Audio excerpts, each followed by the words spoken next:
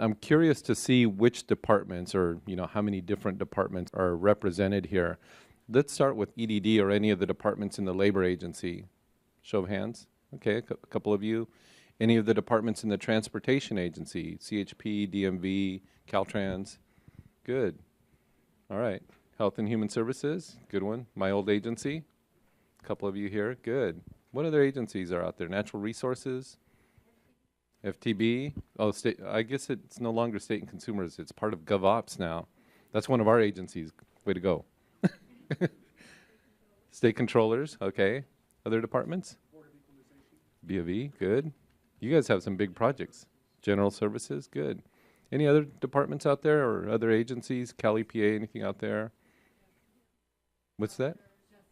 Good. CalSTRS, Justice, Lottery, good. Well, good. A good diverse crowd. I'm glad to see that.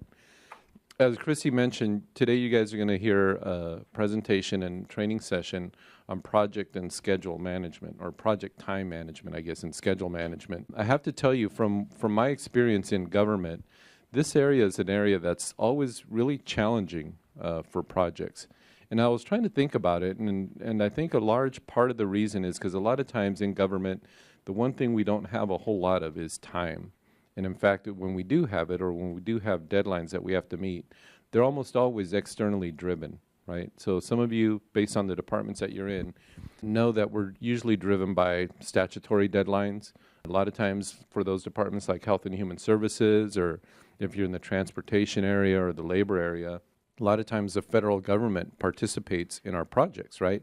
They participate by giving us money to run our projects, or by establishing deadlines and saying, you got to have this thing in place by then. We had that recently with the whole healthcare exchange, right, where the federal government said, by this date certain, the states have to be in this line of business. And the way you do it is through technology.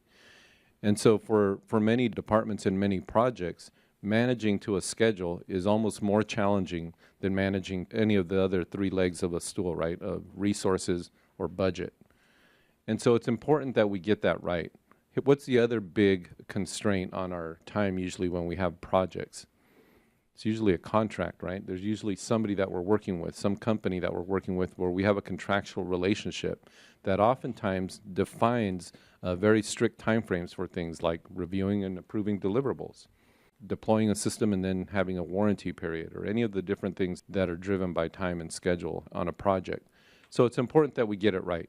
And it's important that we learn some of the effective techniques and tactics for managing a project schedule. And, how do you make changes when you need to? How do you identify the need for those sorts of changes? So I think a class like this is going to be very helpful. And I think the fact that it's kind of more of a tactical class will hopefully have you walk away with some very good techniques and tools that you can use when you get back to your own departments. How many of you today are working on projects? Can I see a show of hands? Great, all of you, or almost all of you. Well, that's good. I hope that you're able to take some good information, some good training out of this, and bring it back and put it to work on your projects. Most recently, I've been dealing with a couple of different projects that have had some challenges, and we've had, reviews done of them. Some of them are internally driven reviews that departments are doing on their own. In some cases, they're independent reviews where we've gone out and hired contractors and said, hey, something really went off the rails here. Come and take a look at what happened and, give us your best assessment of what happened. And in some cases, we've had external parties like the legislature come in and say, hey, we want auditors to go in there and, go over everything with a fine-tooth comb. And in almost all of those cases, schedule challenges were one of the big issues that caused projects to go off the rails. So I think, taking a class like this is going to really be very helpful and go a long way towards addressing some of the challenges that you all are going to face. Any of you been on projects that haven't faced schedule challenges? 1, 2? Which project was that? HCD. All right, so that's pretty much like the minority, right? Everybody else has faced this. So I hope you take a lot out of this. Try and make the classes as interactive as you can, right? Ask a lot of questions of your presenters. I'm going to introduce them to you in a second. But you have some very experienced and very smart and very knowledgeable presenters here. So ask them a lot of questions. And if you're having particular challenges in the project that you're working on today, or maybe one from the past that just kind of vexed you, ask them the questions. Ask them, okay, how would you handle this? Or what should I have done differently? Or, you know, what's a good approach when you run into this sort of a challenge? Because I guarantee you, if you have that question, if you're having that challenge, I think others in the room are also going to be having that challenge. So let me introduce you to your speakers here today. You have two of them, and as I mentioned, they're both very experienced in running projects right here in the state of California. So Cynthia Guest works on the CAMUS project. Anybody heard of that one? It's a gigantic project over in Health and Human Services on working on the Medi-Cal system, a replacement of a Medi-Cal system, and transitioning, you know, from one company to another. It's a giant project. It's closely linked to the federal government, a lot of federal money tied to it, very strong deadlines, giant contract involved with it, and it's a large, challenging project. So she's got some really good experience there. She's PMP certified. She's a really good instructor. She's taught a lot of classes in different aspects of project management. So she's going to be one of your presenters today.